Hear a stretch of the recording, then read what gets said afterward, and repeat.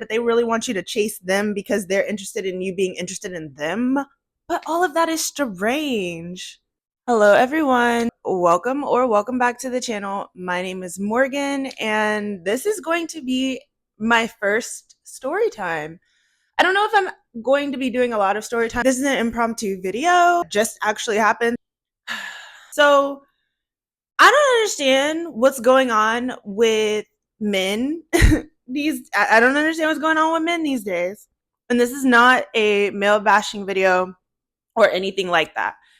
There are good men out there. I'm just going to put that disclaimer up close and personal up front with everybody. There's good men out there. I just don't know that I'm coming across them. You know, some people do think that you attract what you are. I don't believe that. I think that people approach you based on their own ability to do so, and then they have their own motives for doing so. Doesn't have anything to really do with you. You could just be sometimes it just is you fit the profile of what they're looking for physically. They don't care about you as a human being, or vice versa. So needless to say, don't ever lower your standards or try to wiggle someone into a puzzle piece that they do not fit in, because they will try to humble you every time. And that leads me into my story time. I met the most beautiful man. He was so handsome at the farmer's market. Or I like to put it this way, he met me because he asked me for my information, whatever. And things progress. Things seem to be going very well. I found out some things that were kind of not necessarily deal breakers, just things I'd never considered before, because the last time I dated, I was 24, and then I was with my ex all this time, and I will be 30 next month. So it's different. Needless to say, it's different. So yeah, I'm very comfortable with my life. I have hobbies and everything like that. So I don't have to make somebody my entire world. But also, I've never thought about, now that I'm older, like, would I date someone with children, or would I, do I want kids, or or still want kids? I mean, it's kind of hard on the body at this age, and that's another story topic for another day. But I think, we start to think about those things as you approach 30 and date in your 30s. So if anybody has tips, by the way, leave them in the comments below. Dating in your 30s, what it's like, what you've experienced, because this is a new chapter for me and I'm enjoying it because it's quite interesting. It's quite fun out there, but men are so unserious. Anyways, so things progressed, and I think I'm starting to live by, I don't necessarily live by the if he wanted to, he would motto, because there's a little bit of toxicity built into that, in my opinion. I do, however, enjoy the let people be who they are and then judge them based on their actions. So if somebody is not who you're looking for, then you allow them to reveal that on their own and you move accordingly. I think it's important to kind of just allow people room to be who they are. And I am someone who has a lot of hobbies. I do a lot of fun things. I have videos on the things that I used to do, and I'm making videos on the things that I've been doing lately. And making videos in themselves is a hobby of mine that I enjoy doing. So I'm not waiting for anybody to text me. That's just not the way that life is in my life. And some people are used to that. Some men want that, but it seems silly to me. I never, no, I just don't do it. This guy caught himself trying to humble that part of me. And we say men humbling women, but what it is really is they are belittling. I have a hair. What they're really doing is they're belittling women, because I remember being on the phone at one point and telling him, oh, well, I'm not waiting for the first date. Like, I mean, it's because he mentioned waiting, because of some reasons that we couldn't go on a date quite yet. And they were valid reasons, but still weird. But in the same way of, like, not weird enough for me to care, because I'm not longing for a relationship, just like I'm not miserable single. It is what it is. And one thing I will say, I learned in my single season that God is allowing me to be with myself, not by myself. I'm with myself. So when I'm here just enjoying my life, going on my solo dates and all of that stuff, I'm with myself. I'm journaling my thoughts. I have several different journals for different things. I'm journaling to my future husband. So there's all kinds of things. A dream journal, just, ooh, so into myself, but not in an arrogant way or in an unhealthy way, but in a way that, like, I love myself too much for you to play in my face, or anybody to allow them to play in my face ever again. Period. So, and that includes this guy. He caught this side of me. Too bad. I'm not in my villain era. I'm in my I love myself era. And honestly, it's like not an era, because an era ends. I am just not going to allow some of this crap that men think that they can throw at women and get some, oh, shocker, I don't want to talk to you anymore. Okay. But also, don't let anybody tell you they don't want you more than once. And they don't have to use those words in order to be telling you that. And I said all that to say there would be times in between where we wouldn't get to talk because either he was doing something or just, I didn't even notice, honestly. I'd be like, oh, wow, it's been like, a day, 2 days since we've texted. And then this person's like, not, it's funny. I was talking to my friend and I was like, yeah, he said he's not a texter. So when he would let the conversation linger and then text me in the morning, but there's no question in the text message. It's just a response to the last message that was sent. I like the message and move on with my day. And she was like, oh, he's waiting for you to text him something. Oh, so what he wants me to do is chase him? No, we're not doing that. Why would we do that? Like, why? So I realized that he was either uninterested in me or interested in me because he voiced that he was interested in me. And he did kind of show a little bit of interest, but then would pull back. So he was waiting for me to chase him. But in all actuality, all I did was respect exactly what he said. You said you're not a texter, so we're not texting. It's not going to ruin my day. so that's why I'm like, all I did was exactly what you asked for. So either he was looking for me to, it just never crossed my mind to step outside of that boundary because I want my boundaries respected. So if you don't want to be texting somebody all day long and you prefer phone call in person dates,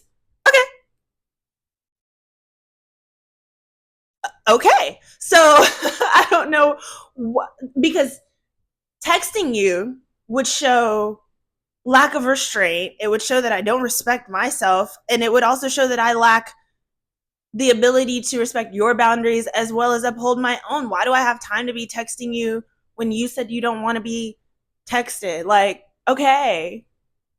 So lastly, what led to me doing something I've never done before, and I'm glad that I did now, I'm learning, is, and I can't stand social media, but it is what it is. It's going to be there. It is what it is. I don't do the online dating crap, but I do have an Instagram. So whatever. But, and I hesitate even saying it because it sounds so silly now, but it wasn't silly. I had to stand on business because I had already explained to him at one point during the conversations when it took him forever to respond to something. Like, he left me on, not read because I couldn't tell that it was read because it was via text message, but the next morning he was like, oh, excuse me, he had what would be like an excuse that you can't be like, oh, that didn't happen. But at the same time, I responded by saying, well, I'm glad you let me know that because I assumed I was just going to cut you off.